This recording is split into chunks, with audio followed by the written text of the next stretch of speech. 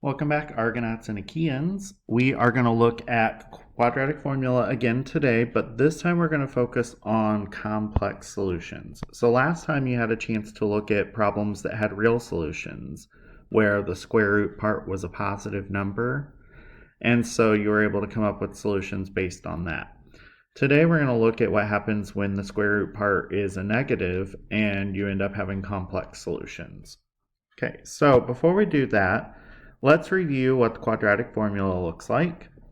So you may remember that we use this formula a lot. X equals negative b plus or minus square root.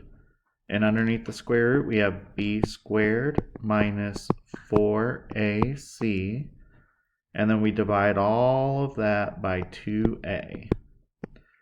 And the a, b, and c in that formula comes from our standard form for a quadratic, which is ax squared plus bx plus c equals 0. Okay? So now the next thing that I want to make, you might want to write these down. So make sure you're writing those down. Okay? If you need to pause to do that, please do so. Let's review what we talked about with what type of solutions we'll have. So rational solutions means that the square root will go away.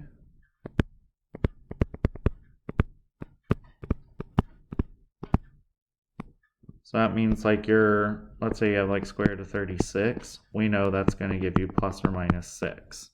So therefore you wouldn't have a square root anymore. So you'll have rational solutions. Irrational is a positive square, so a square root of a positive number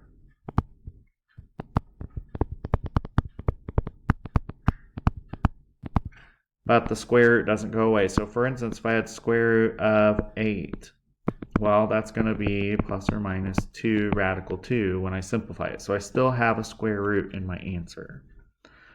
Complex is going to be when you have the square root of a negative number. And we're going to talk about how to handle that in a moment.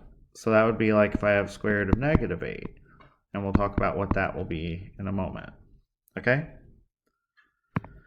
So let's review the concept of I. So remember that we defined I to be the square root of negative 1. We needed to do that in order to solve an equation like x squared plus 1 equals 0. When you solve that by subtracting 1 from both sides, we needed to be able to figure out, whoops, I didn't mean square root yet. That should just be x squared equals negative 1. When you square root both sides, then it's like, well, how do I write square root of I, or square root of negative 1? Well, we called that plus or minus I. Okay? And so that's where we ended up with complex numbers. And we're going to use that idea in our lesson today. So I'm going to model the first 2 examples with you, and then I'll have you try the other 2 examples. So I want you to simplify. So if we look at number 1, square root of negative 100. We'll think of this as square root of negative 1 times square root of 100. Well, square root of negative 1 we know is I, and the square root of 100 we know is 10. And if we put these together, let's not forget that all square roots have a positive and a negative root. We're going to write this as plus or minus 10i. Okay, it is not fully correct if you don't have the plus or minus. If we look at the second one is square root of negative 200. So if I break that down, that's square root of negative 1 times the square root of 200. Well, we already know that square root of negative 1 is I. Square root of 200, well, we're going to have to break that down.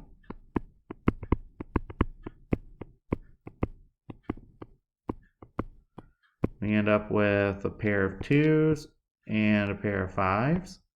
2 times 5 makes 10.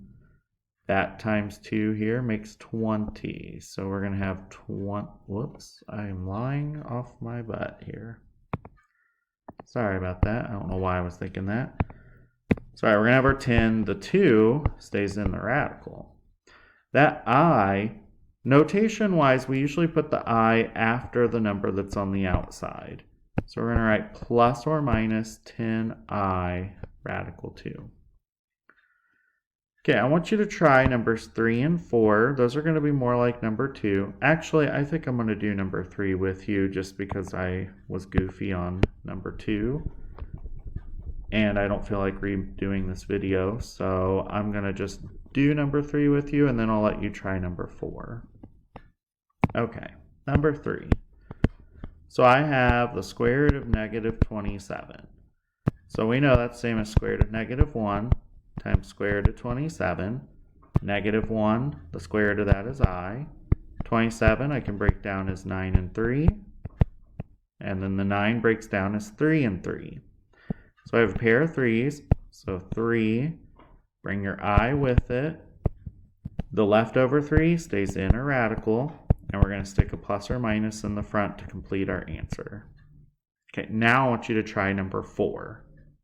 Okay, if you did this correctly, you should have had plus or minus 5i radical 2. Okay, so you might be asking yourself, why do we need to do this? So what's the point of this? Well, we're going to be solving quadratic equations that involve having a square root of a negative number. So we want to know how to simplify those so that we can get the simplest answer on our quadratic formulas. So if we look at this example, x cubed minus 2x squared plus 4x equals 0. Right away, I'm going to notice that I have an x in common in every term. Okay, so I'm going to factor it out. And we'll have x squared minus 2x plus 4 equals 0. Okay? Now, this part right here, I cannot factor it. I can't think of two numbers that multiply to 4 and add to negative 2, so we're going to use the quadratic formula. A is going to be this invisible 1 in front of the x squared. B is going to be the negative 2, which is in front of the x. Don't forget the sign.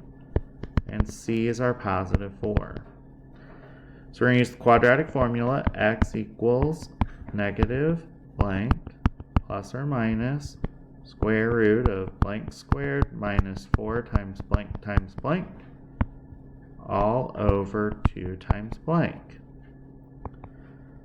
Plugging in what we know, B goes here, so negative 2, and B goes here. A values go here, and our C value goes here.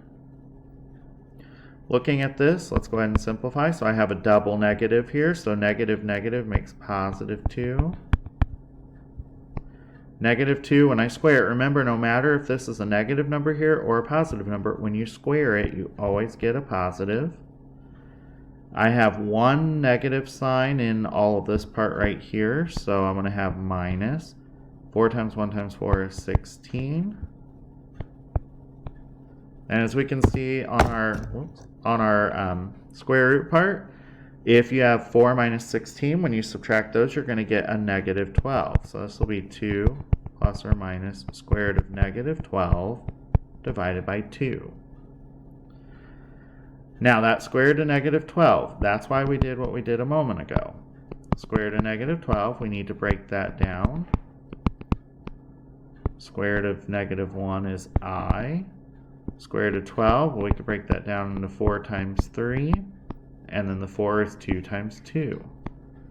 So this will give us 2i.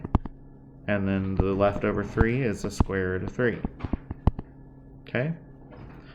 So what we have here is this square root of negative 12 gets replaced with this part. So we're going to have 2 plus or minus 2i radical 3 all over 2.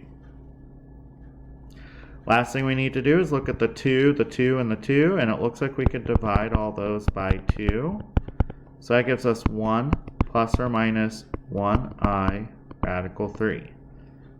And since the denominator would just be 1, we don't have to put that. Simplest way to write this is 1 plus or minus I radical 3. Okay? And we know these are complex solutions because we had a negative number under the square root. Okay? Alright, I want you to try this one out. I'll help you get started with the quadratic formula. So our A value is 2, B is negative 5, C is 7. This is already equal to 0, so I don't need to do anything fancy. So remember, we're just going to plug this into our formula.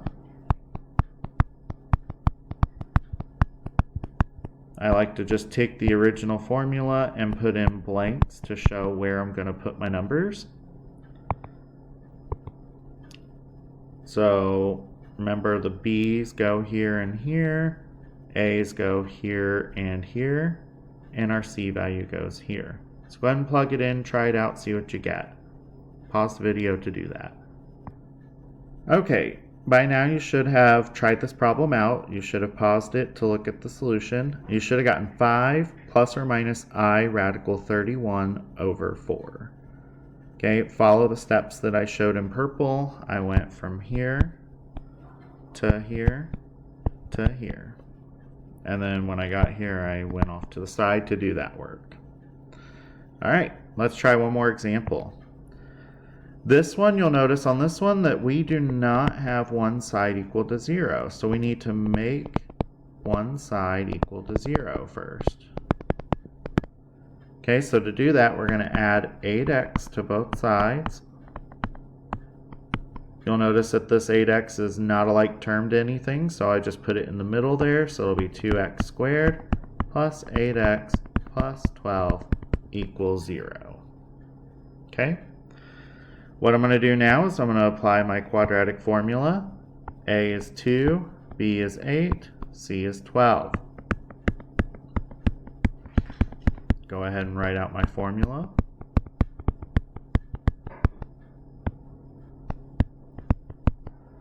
Okay, knowing what to plug in, I plug in 8 for my B's, I plug in 2 for my A's, and 12 for my C. So negative 8 plus or minus 8 squared, I know is 64. I only have one minus sign in this part right here, so I'm going to have minus. And I'm going to use my calculator to figure out 4 times 2 times 12, which is 96. 4 on the bottom, because 2 times 2 is 4. Simplifying the square root part, I should be realizing I'll have a negative number, because 64 minus 96 gives you a negative value, gives you negative 32. Okay? Since I know I'm going to have to simplify this, I'm going to come up to the top here, just kind of get out of the way. I know that'll be negative 1 times negative 30, square root of negative 1 times square root of 32. We know this part is I. This part, let's see, I can do 8 and 4. And then here I can do 2 and 4 and 2 and 2. I end up with 2 pairs of 2s, so that'll be a 4. Then I'll stick my I with it. And then I had a leftover 2 here, so radical 2. Plus or minus to finish it off.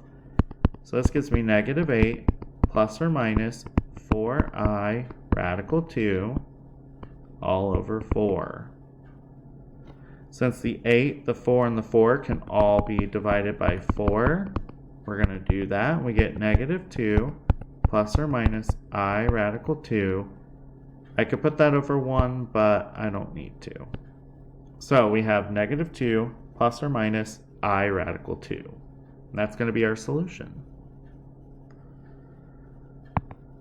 All right, that's it. So have a wonderful time trying out the IP problems, and remember to upload a clear picture of your work when you are done so that we can see how you're doing problems and can give you feedback based on the work that you're showing. Okay, have a wonderful day.